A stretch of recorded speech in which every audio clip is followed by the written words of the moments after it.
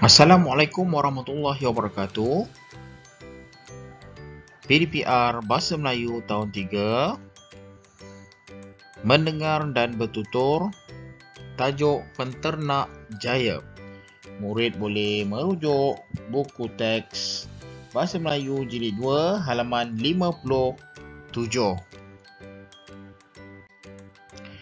Murid boleh terus merujuk buku teks halaman 57. Aktiviti mendengar dan bertutur. Tajuk Penternak Jaya. Nabila dan Hanif melihat gambar penerima anugerah sempena Hari Peladang, Penternak dan Nelayan Peringkat Kebangsaan 2017. Saya kagum akan para penerima anugerah peladang, penternak dan nelayan kebangsaan. Mengapa kamu kagum dengan penerima anugerah tersebut? Saya kagum kerana bukan mudah untuk mengusahakan bidang pertanian dan penternakan. Wah, hebatnya. Saya juga bercita-cita untuk menjadi penternak berjaya. Mengapakah kamu bercita-cita hendak menjadi penternak, Hanif? Saya hendak menjadi penternak kerana tidak ramai lagi yang menceburi bidang ini. Apakah ternakan yang akan kamu usahakan? Saya hendak menternak ayam organik kerana dagingnya lebih lembut dan selamat dimakan. Saya pun ingin mengusahakan bidang pertanian. Mengapa pula? Bidang pertanian kurang diusahakan oleh kaum wanita. Apakah jenis pertanian yang ingin kamu usahakan? Saya ingin mengusahakan penanaman cili padi kerana permintaannya semakin tinggi. Baik, itulah tadi perbualan di mana memberi respon terhadap soalan. Contohnya, soalan yang ini, apakah peternakan yang akan kamu usahakan? Dan kita sesuaikan dengan jawapan. Okey? Di mana Hanif menjawab ataupun Hanif berminat untuk terlibat dalam menternak ayam organik. Okey. Untuk jawapan yang di sini, ia menjawab pada persoalan di sini. Okey. Contohnya, saya pun ingin mengusahakan bidang pertanian. Mengapa pula? Okey, mengapa pula? Maksudnya, Nabila minat untuk mengusahakan bidang pertanian. Mengapa pula? Okey. Jadi jawapan di sini kerana bidang pertanian kurang diusahakan oleh kaum wanita.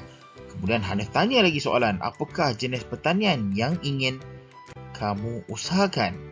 Okey, di sini jawapannya Nabila ingin mengusahakan penanaman cili padi. Jadi itulah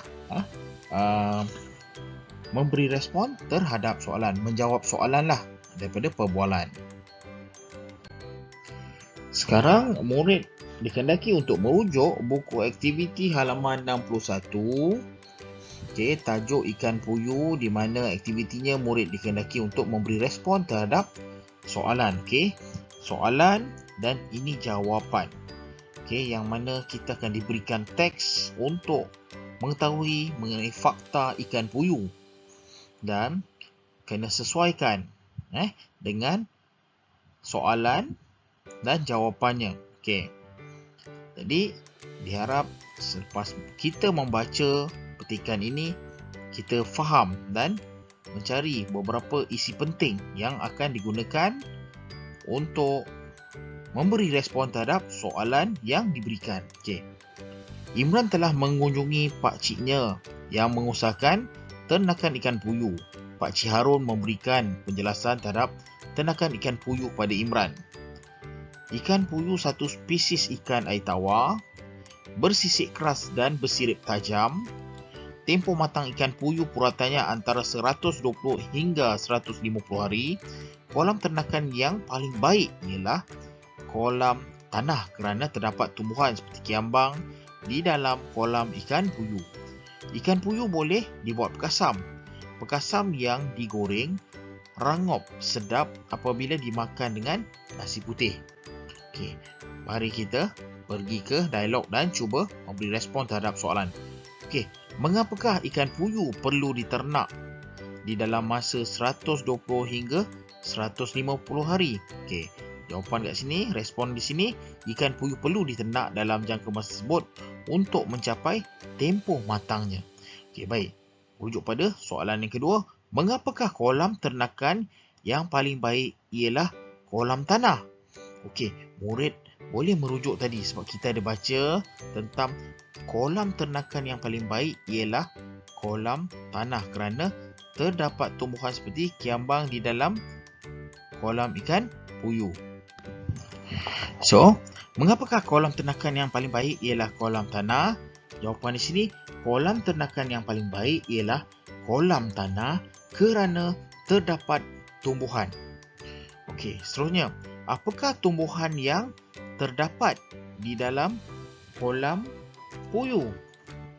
Okey, kita boleh merujuk seperti di sini, seperti kiambang, okey, di dalam kolam ikan puyuh. Okey, jawapan untuk soalan tersebut ialah tumbuhan seperti kiambang yang terdapat di dalam kolam ikan puyuh. Okey, soalan seterusnya, bagaimanakah biasanya ikan puyuh dimakan? Okey, ikan puyuh boleh dibuat pekasam. Pekasam yang digoreng rangop sedap apabila dimakan dengan nasi putih. Okey, jawapan di sini, biasanya ikan puyuh dibuat pekasam yang digoreng rangop dimakan dengan nasi putih. Okey, baik. Diharap perbincangan ataupun penerangan cikgu memberi jalan kepada kamu untuk menyiapkan tugasan yang akan diberi. Okey murid-murid, untuk tugasan pada hari ini untuk PDPR ini, murid dikenaki untuk memberikan respon terhadap soalan dalam buku Aktiviti Bahasa Melayu Jilid 2 halaman 61. Diharap murid dapat menyiapkan tugasan dengan jayanya. Sekian, terima kasih.